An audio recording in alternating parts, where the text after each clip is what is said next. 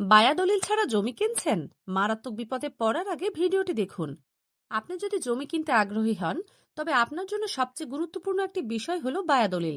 অনেক ক্রেতাই এর গুরুত্ব বুঝতে পারেন না, যার ফলে পরবর্তীতে তারা আর্থিক ও আইনি ক্ষতির সম্মুখীন হন। বায়া দলিল কি? সহজ ভাষায়, বায়া দলিল হলো আপনার কেনা জমির সর্বশেষ মালিকানা পরিবর্তনের পূর্বের দলিল বা দলিল সমূহ।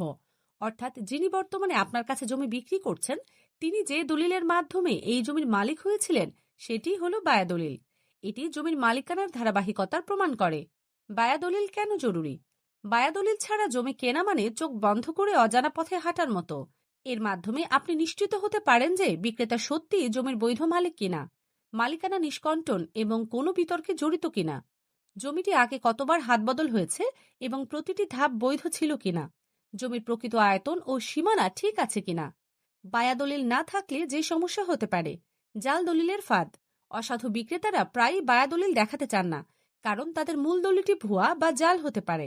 মালিকানা নিয়ে বিতর্ক। বিক্রেতার মালিকানা বৈধ না হলে আসল মালিক এসে পড়ে জমির দাবি করতে পারেন। এতে আপনি আইনি লড়াইয়ে জড়িয়ে পড়বেন এবং জমি হারানোর ঝুঁকি থাকবে। আয়তন ও সীমানায় গরমিল।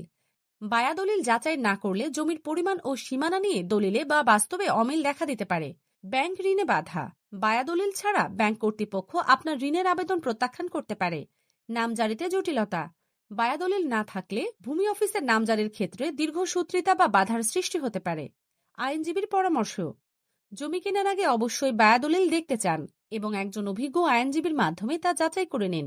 বায়া দলিল দেখা ও যাচাই করা আপনার কেনা জমির আইনি সুরক্ষার জন্য অপরিহার্য। এটি আপনার ভবিষ্যৎ নিরাপত্তা নিশ্চিত করবে।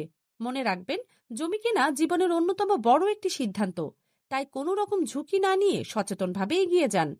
আইনি পরামর্শ বা তথ্য জানতে আমাদের ফলো করুন।